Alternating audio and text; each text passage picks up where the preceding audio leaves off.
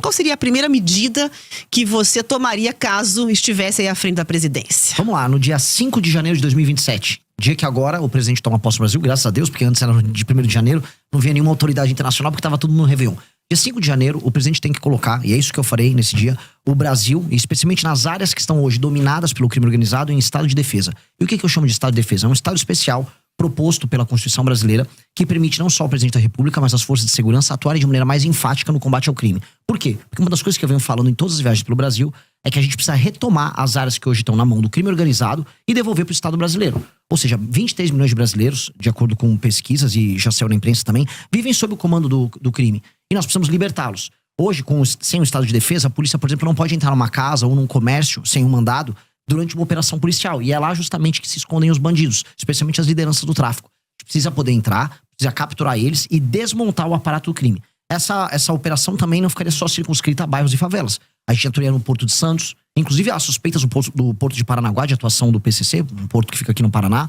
Porto de Pecém, por exemplo, lá no Ceará, ele está sendo alvo de uma tentativa de tomada agora do Comando Vermelho.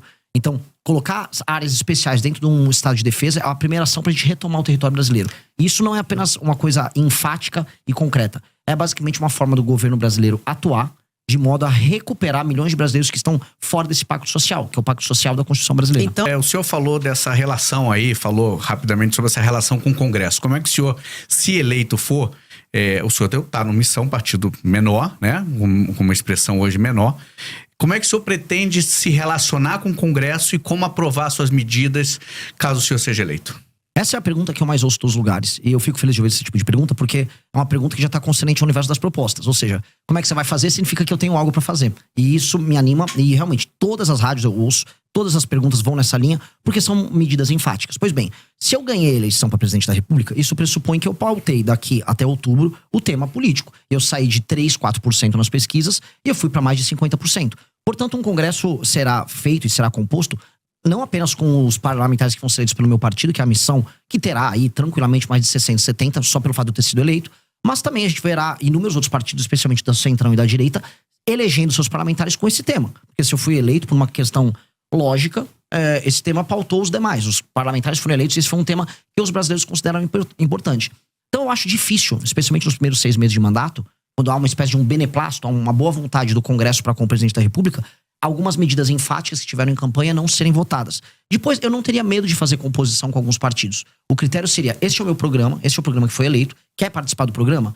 Deputado do Ceará, ou bancada do Ceará, vocês querem participar comigo da retomada do território do Ceará? Querem usufruir do lucro político, não lucro financeiro dessa operação? Estejam comigo, vamos trabalhar junto na mesma agenda. Então eu vou ser muito aberto em trazer eles para uma agenda positiva. Agora, eu vou ser muito fechado em trazer aquela relação de compra de voto, a relação baseada na emenda. Esse tipo de relação política que se tornou a base, a relação corrente da política brasileira, ela é um elemento que nós precisamos ultrapassar, nós precisamos superar. E a superação disso vai passar por uma série de reformas que a gente vai precisar fazer ao longo do mandato também. Porque o mandato nosso tem que ser, e é isso que eu enxergo, um mandato essencialmente reformista. Eu vou pegar o Brasil no ponto A e vou colocar o Brasil no ponto B. E esse ponto B significa um Brasil que não tem mais crime organizado, que as leis penais, leis de processo penal vão se alterar, que a questão fiscal, ou seja, a questão econômica, reformas que mexam na forma como o governo gasta o dinheiro dele, que termina cobrando imposto caro das pessoas, seja resolvida, numa relação justa do Pacto Federativo, ou seja, vocês aqui no Paraná pagam imposto demais, mandam dinheiro demais pro governo, mas recebem de menos. Enquanto tem prefeito no Piauí não fazendo nada com esse dinheiro que eles recebem. Isso também tem que ser endereçado. Mexendo nisso, a gente não apenas melhora a vida das pessoas e melhora a questão econômica, mas eu mexo na correlação de forças com o Centrão. Porque no fundo a tua pergunta é pertinente, porque a gente sabe que nenhum presidente governa de verdade. E esse presidente não governa de verdade por quê? Porque existe essa entidade chamada Centrão. Uma entidade amorfa, que uma hora tá com o presidente, uma hora não tá. O que ela faz para estar no governo? Ela põe uma faca no pescoço e exige dividendos. Em geral, esses dividendos são financeiros.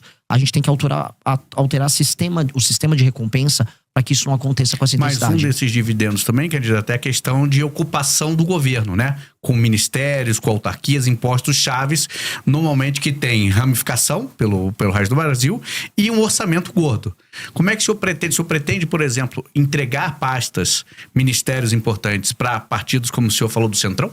Se for para fazer ocupação e cooptação, especialmente para dar o nome aos bois, vamos pegar aqui a Codevasf, a Companhia de Desenvolvimento do Vale do São Francisco. Que é disputadíssima. Sim, porque, inclusive, o Rio São Francisco, ele corre, né? Minas, vai Pernambuco, Bahia. Porém, ele foi, vamos dizer, de maneira fictícia levado até o Amapá, o Rio, só para que o Alcolumbre, né, que é do União Brasil, possa usufruir dos benefícios dessa empresa pública. Isso não pode acontecer, isso não vai acontecer. E, em especial essas empresas públicas que têm atuação no Nordeste, onde há uma presença maior do Centrão e onde há um uso político muito mais intensivo. Isso não será entregue. Essas empresas públicas não podem ser entregues, porque hoje elas são, vamos dizer, um vetor central de corrupção. Eu volto a falar, não tenho problema nenhum em trazer figuras corretas e sérias de outros partidos para participar do nosso governo. Porque esta é, infelizmente, a natureza do nosso modelo. Fazer um governo que tenha coalizão é normal em todas as democracias. Agora, fazer um governo baseado em cooptação, como eles estão acostumados, não. Eu não vou fazer baseado em cooptação. E eu creio que é possível fazer isso. Eu creio que é possível você obter dividendos políticos, ou seja, um lucro político, ou seja, através das vitórias políticas de um governo, e não obter dividendos financeiros, que é o que esses caras querem. E a gente tem que, aí, o cara quer obter dividendo financeiro, eu vou atuar junto com a Polícia Federal para todo mundo que estiver desviando emenda. Eu vou conversar com o Supremo Tribunal Federal, que tem inclusive investigações em curso, e nós vamos colaborar para que as emendas sejam investigadas. Porque não pode existir um governo que se baseia na compra e cooptação dos parlamentares. A gente está falando agora de emendas só das obrigatórias, mais de 60 bilhões nesse orçamento anual. E o senhor pretende mexer nesse vespeiro das emendas? Precisa. Como? Porque hoje o Congresso cooptou o orçamento do governo, né? Como é que o senhor pretende, qual que é a proposta que o senhor vai levar eleito para os congressistas com relação à emenda, que é uma moeda cara, custosa aos parlamentares? Se vocês me permitirem, eu puder estender um pouquinho mais nesse tema, esse tema é muito importante. É um dos temas centrais para mim. Por que existe a emenda e por que ela funciona? A emenda é hoje a razão de ser de um deputado federal no Brasil. Os partidos políticos elegem deputados porque os deputados enviam para o partido político tempo de TV, fundo partidário e fundo eleitoral. Essa é a lógica. Portanto, o partido fica rico conquanto ele eleja esse número grande de deputados. E o que o deputado faz quando está lá? A maior parte. Ele manda emenda para sua base, para inúmeros prefeitos que tocam essas emendas. O que eu chamo de tocar emenda? Ele rouba um pedaço, ele desvia para comprar voto na próxima eleição, trabalha com a cooptação de base, usando esse recurso. Esses prefeitos não entregam recursos para pessoas e não trabalham para melhorar a vida das pessoas. Segurança, educação, saúde, saneamento básico. Mas ele, no fim do dia, reelege aquele deputado. É um ciclo. Esse ciclo, que é o ciclo que faz com que o deputado dependa da emenda, esse ciclo precisa ser cortado. E o que nós vamos fazer, que faz parte da nossa grande reforma administrativa? Nós vamos dar o poder para os prefeitos. E como? O fundo partidário e o fundo eleitoral serão determinados pelo desempenho objetivo dos prefeitos com indicadores. E quais são esses indicadores? Melhoria, por exemplo, na cobertura de saneamento básico. Um município que tem 10% de saneamento básico foi para 20%, ou seja, fez linha de esgoto, tal, começou a atender essa área, ele ganha um ponto. Melhorou o desempenho no SAEB do município, ele ganha mais 2 ou 3 pontos. Ele soma esses pontos, pondera pelo tamanho da cidade, aí o partido recebe o fundo partidário e o fundo eleitoral de maneira equilibrada, dada a proporção no município. E, se ele cumpre isso, também ele está autorizado a receber emendas. A emenda só vai para o prefeito que entrega. O prefeito que não entrega, não tem emenda. E o que acontece? Isso acaba com a necessidade e a energia que o deputado federal tem em mandar a emenda para o lugar que não funciona para desviar esse dinheiro. Então, nós podemos muito bem transformar a emenda num sistema de incentivo a bons prefeitos. E aí eu empodero o prefeito, que é quem precisa ser empoderado, e eu tiro o poder do deputado nesse sentido. E aqui você tem uma tensão, essa tensão já existe. A frente dos prefeitos e a turma dos deputados vivem em conflito.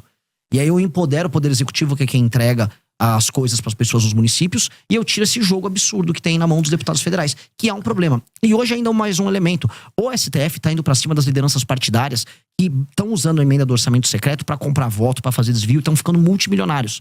Há uma tensão ali, e essa tensão faz com que as principais lideranças do Centrão hoje estejam com muito medo. Eu vou pegar um governo em que esses caras vão estar com medo. Então aí é o momento da gente negociar.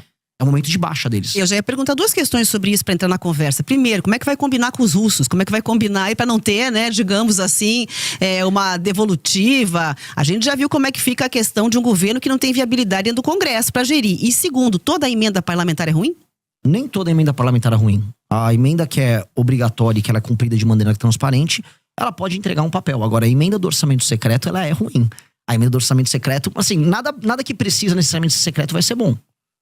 Tanto que as entregas do orçamento secreto são sempre meio secretas também. O cara nunca divulga exatamente. E aí você vai procurar, você encontra empresas de familiares de parlamentares, empresas de familiares dos prefeitos. Empresas fantasmas. E empresas fantasmas de toda sorte. Mas não há um risco, por exemplo, dessa questão da governabilidade, o Congresso dar uma resposta em relação a isso? Porque até agora não mostraram interesse nenhum, tanto na transparência quanto na questão de abrir mão dessas emendas. Ao contrário, só aumentam. Mas aí você vai precisar de um presidente da República que não tenha rabo preso com ninguém, que tenha força e capital político, e que vai gastar o seu capital político fazendo essa medida, que é uma medida não de governo, é uma medida de Estado.